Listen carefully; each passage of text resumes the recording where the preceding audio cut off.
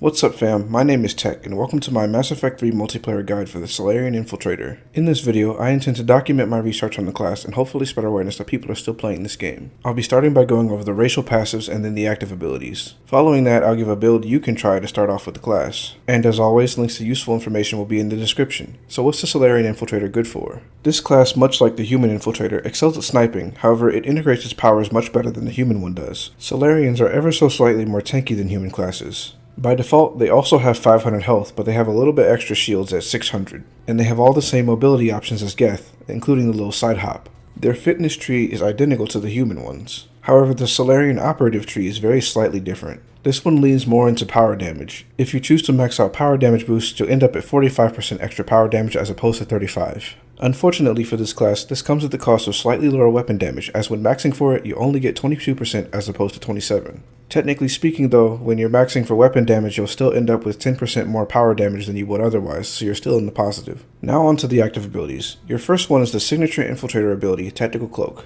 When you cast this ability, your character becomes invisible for a few seconds. By default, it lasts for 4 seconds, and using most abilities and weapons will end the cloak, giving you damage bonus. This damage bonus lasts for about 2 seconds after the cloak ends, which means you can utilize multi-hitting attacks without losing the value on subsequent shots. The cooldown of this ability is proportional to the length of time you have it up, with the minimum being around 3 seconds. This means that if you manage your use of cloak, you can take heavy weapons without worrying too much about cooldowns. The cloak is most often used for damage, but you can get great utility out of it with the duration perk at rank 4A. With it, you get 11 seconds of cloak, which is enough time for a full channel on the device objective. So what are the downsides? There are 2. First, while you have cloak activated, you can't regenerate shields at all. This class, unlike other infiltrators, has a way to circumvent that, but we'll get to that later. Secondly, enemies can still target you while cloaked under a few conditions. If they see you cloaking and there are no other targets, if you're too close to an enemy, or if you're the last person alive. These 2 downsides mean you'll have to learn to use your cloak well and be more offensive with it, otherwise you can end up getting yourself killed.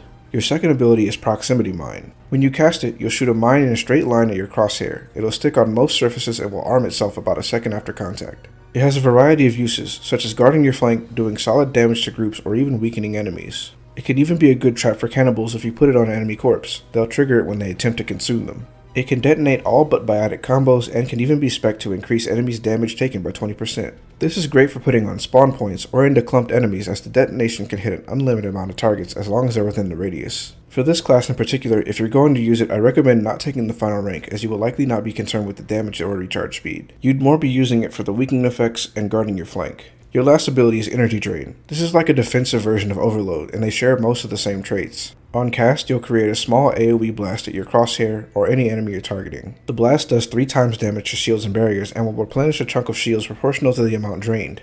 It will only recharge shields if you actually hit a target that has protection, or if the target is synthetic. Energy Drain, much like Overload, will stun most infantry, affecting synthetic enemies more than organics. It serves as both a primer and a detonator, and is one of few abilities that can prime multiple targets without any perks. This is opposite to Overload, as it can detonate multiple targets but can only prime one, where Energy Drain can only detonate one. Finally, unlike Overload, you can spec this to give you 40% damage reduction, which can be a big help to survivability. This is probably the one ability that helps distinguish this class from other infiltrators. Many of the other sniping-focused infiltrators rely on pumping their single-shot damage as high as possible, then using disruptor or phasic rounds to one-shot as many enemies as they can through shields and barriers. Energy Drain allows you to skip the use of special rounds by easily popping most units' protection and then taking them out with a few headshots or body shots. It also helps this infiltrator feel more durable than some of the other ones, because like I said before, you don't regen shields and Tactical Cloak, but this allows you to. And lastly, this helps a lot with lining up shots, as it's pretty much instant CC that lasts a good time. So how do you build the class? I'll start with a pretty standard sniper build. First, max out Tactical Cloak, taking damage, recharge speed, and bonus power. You definitely want bonus power with this class, as your main combo will be Cloak, Energy Drain, Sniper Shot. Then take 5 ranks in Proximity Mine with radius and damage taken, and then max out Energy Drain using damage, drain, and damage. And lastly, take 4 ranks in both passive trees. You'll have 1 rank left over that will be mostly preference. By default, I tend to put any leftover points in durability. With this build, you can take whatever sniper rifle you prefer. I like the N7 Valiant. With it, you can kill some enemies from a full red bar provided you have drained their shields and you land a headshot. Without a headshot, usually takes 2 hits at most to kill. If you want to try something a bit more spicy, you can try the second build. This one is a shotgun build with a bit more emphasis on powers. Most of the perk choices are the same. The biggest difference is that you'll want to take radius and armor boost for Energy Drain instead of the perks from before.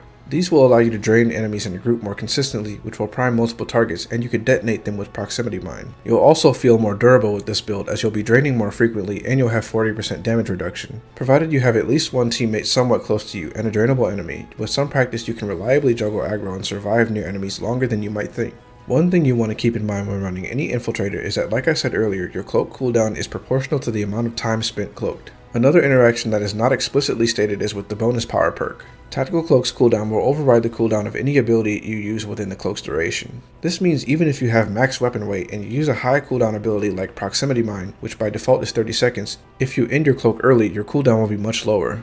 This means that weapon weight is much less of a factor when you're building the class. The best ammo types to use with this class are probably incendiary or cryo rounds. With energy drain, you don't have much use for disruptor, phasic, or warp rounds, although warp rounds are good against armor, which is probably this class' biggest weakness. Incendiary and cryo rounds make you even more lethal to red bar enemies, and they also help with the aforementioned armor weakness. And they can both prime to be detonated by either proximity mine or energy drain, but most likely you won't be taking much advantage of that. This class is actually surprisingly effective against collectors, as most of their infantry have huge hits that are easy to headshot. Many of them are also able to get barrier, meaning more opportunities to drain. Plus, you're not hampered as much by collector swarms. I'd say the other best faction for you is Geth. Geth hit all the same points as collectors, having large heads and shields. In addition to that, they're slow, and energy drain does good damage to them being synthetic. I would say the main thing this class wants in a teammate is a good frontline disruptor, and if you're looking for one of those, check out my guide on the Human Vanguard. If you like this video, please drop a like so the YouTube algorithm lets other people know this game is still being played. And if you want to continue learning this game with me, I'll be making more of these guys in the future. Later, fam.